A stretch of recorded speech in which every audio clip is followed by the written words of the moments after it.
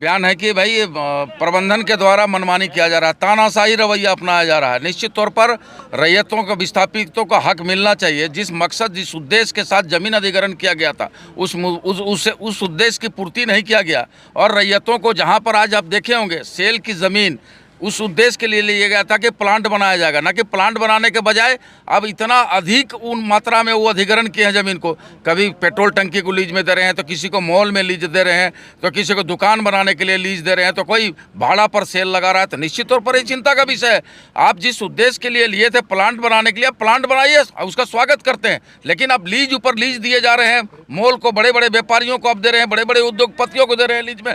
ये कहीं न कहीं चिंता का विषय है और हक अधिकार मिलना चाहिए उनको। हक मांगने पर लाठियां मिल रही है वहाँ पे। बिल्कुल, उसका हम लोग जिला प्रशासन के द्वारा कार्रवाई भी की जा रही है और उसका प्रबंधन के लोग गिरफ्तार भी हुए हैं और अग्रतर और भी कार्रवाई होगी। बाबूलाल बोल रहे हैं कि चारा घोटाले के तरह पेयजल विभाग में जो है अवैध निकासी की गई 160 करोड़ का जो मामला हुआ है।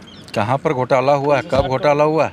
160 करोड़ का क्या मामला? जो घोटाला अगर हुआ है, घोटाला उसको न कहें, ट्रेजरी से जो निकाला है दिग्भ्रमित करके, वो विधानसभा में उस मामला भी आया था। उस मामला पर CID, ED भी टेक ओवर किए हुए हैं। माननीय न्यायालय में भी मामला चल रहा है, ACB भी मामला टेक ओवर किए हुए।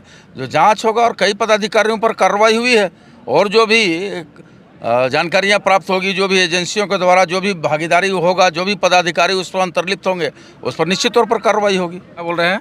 उत्पाद विभाग में भी जो है 2 कंपनियों का आया था जिक्र कि उन्होंने फर्जी बॉन्ड, 2 फर्जी बीजी जो उन्होंने दिया था 2 कंपनियों के द्वारा। तो उसमें कई जिले थे। एक कंपनी, 2 कंपनी के द्वारा जो बीजी आया था, उस पर निश्चित तौर पर विधि संबद्ध कार्रवाई करने के लिए विधि आयोग से राय मांगे हुए हैं, विधि विभाग से, और उसके स्पष्टीकरण भी किए हैं।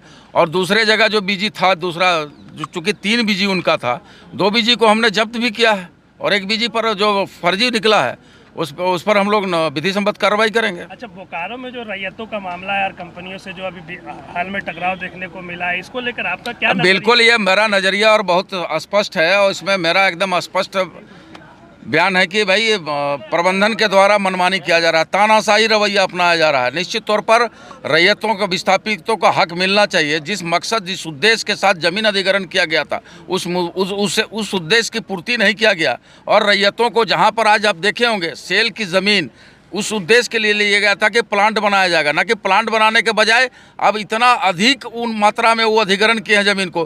कभी पेट्रोल टंकी को लीज में दे रहे हैं, तो किसी को मॉल में लीज दे रहे हैं, तो किसी को दुकान बनाने के लिए लीज दे रहे हैं, तो कोई भाड़ा पर सेल लगा रहा है। तो निश्चित तौर पर ये चिंता का विषय है।